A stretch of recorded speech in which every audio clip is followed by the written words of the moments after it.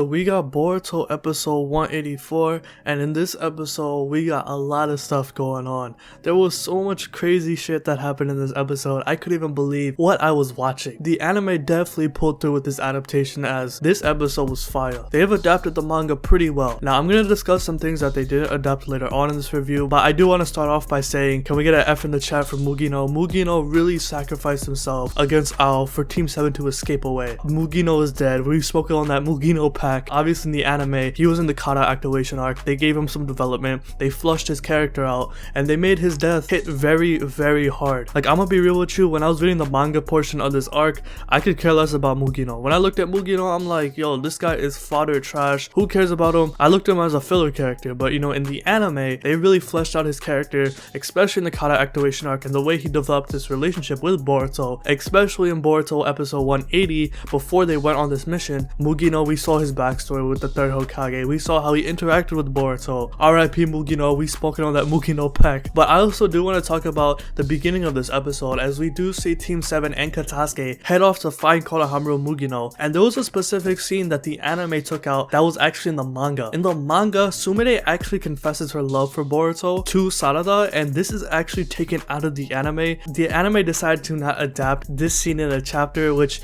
you know, I don't really mind because I'm not really into the whole shipping stuff. It's cool to see how the anime is adapting to each character, because we already knew that Sumire liked Boruto. Even without that scene, if you guys actually watch the anime, especially in the New arc, the first arc of the Boruto anime, Sumire did like Boruto. There was a lot of signs. She would blush a lot, she would stutter a lot, like she did like Boruto. You can definitely tell that she likes Boruto. It isn't that bad that they took out this scene. The Boruto anime has been known to take out some scenes. They did take out some scenes in the Mujina Bandits arc from the manga. They changed it in the anime, so this isn't the first time that they ever did it. I don't really mind that much because this actually stopped the shipping wars from going crazy. That shit would have been crazy if that shit was animated. The fans would be fighting each other. Like, the shipping wars have already begun. So after that, Team 7 and Katasuke head out to find Mugino and Konohamaru, and this is where they find the airship that was carrying the vessel. And as they were investigating the airship, the puppets that were guarding the vessel, they actually woke up again. They were on the ground, they got up and they started to attack Team 7. Boruto, Sarada, Mitsuki, they all do their own jutsus. They take the puppets out. However, the puppets get up seconds later and they start shooting out fire bombs.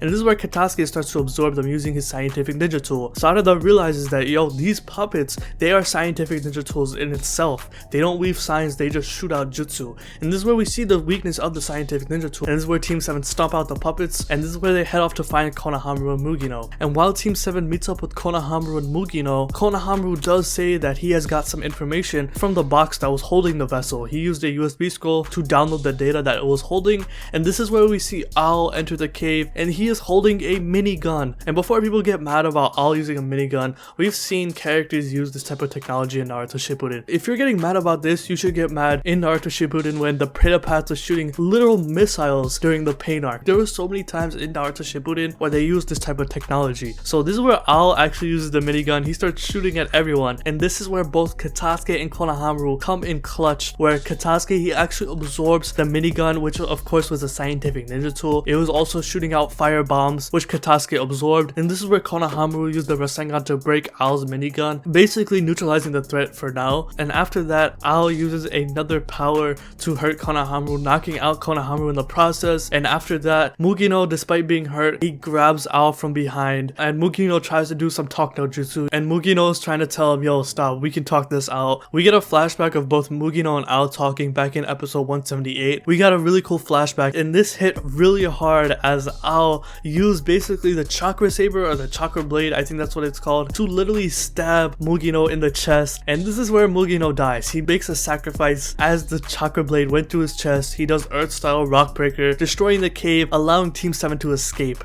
And you know, F in the chat for Mugino. I got nothing but respect for you. It's kind of sad because Mugino, I looked at him as a filler character when I read the manga. I just looked at him like, who cares? You're fodder trash. You appeared for like 2 pages. Okay. But I liked how the anime really flushed out his character, giving him some sort of character development in the Kata activation arc. And that is how the episode ends, as Team 7 runs away. They escape from Ao. This episode was flames. The vessel arc so far, it started out pretty slow. Like literally every arc in Naruto and in Boruto, they start out pretty slow. Every arc starts out pretty damn slow. However, once the threat gets introduced, the arc definitely turns up. And also in this episode, we see Code trying to attack Jigen. I thought that shit was hilarious. Jigen literally throws him over his head. This is where Code, he's like, let me get rid of this the traitor, I can do it by myself. And Jigen tells Code that no, you have another specific job that I want you to do. And Code, he's kind of like a tsundere. He doesn't want to listen, he wants to do his own thing, but of course he listens to Jigen since Jigen is the leader of Kata. You anime onlys are eating, man. We were all eating watching the anime, seeing Kata finally being adapted into the anime, because in the manga these characters don't really have these type of interactions. So I like how the anime is giving details to the Kata members, as they don't really have this type of attitude, they don't really have this